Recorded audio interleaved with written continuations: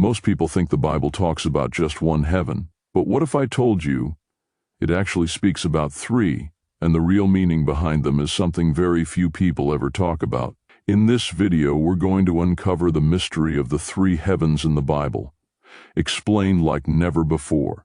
And trust me, by the end, the third heaven will change the way you see your faith, your struggles, and even eternity. Welcome back to the channel. If you're new here, this is where we break down biblical mysteries and spiritual truths in a way that's simple, powerful, and life-changing.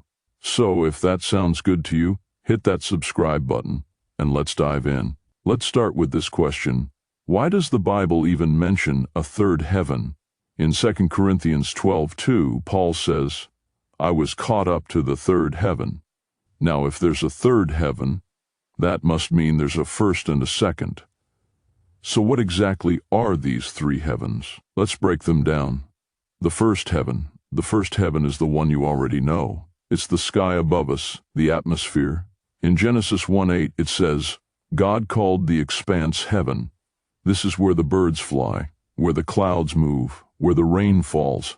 Whenever the Bible talks about the windows of heaven opening to pour down rain, this is the first heaven.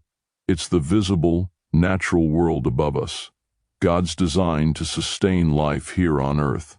The second heaven. But the second heaven goes beyond what we can see with our eyes.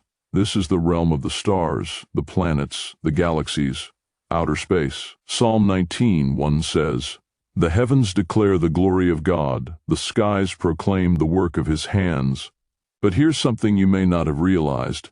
The second heaven is also a spiritual battlefield. Ephesians 6:12 tells us that our struggle is not against flesh and blood, but against rulers, authorities, and spiritual forces in the heavenly realms. That means the second heaven isn't just about stars and galaxies. It's a dimension where spiritual warfare takes place, where angels and demons clash, and where unseen battles are fought that affect our lives here on earth. The third heaven, and finally the third heaven, the one Paul speaks about in 2 Corinthians. This is the dwelling place of God himself.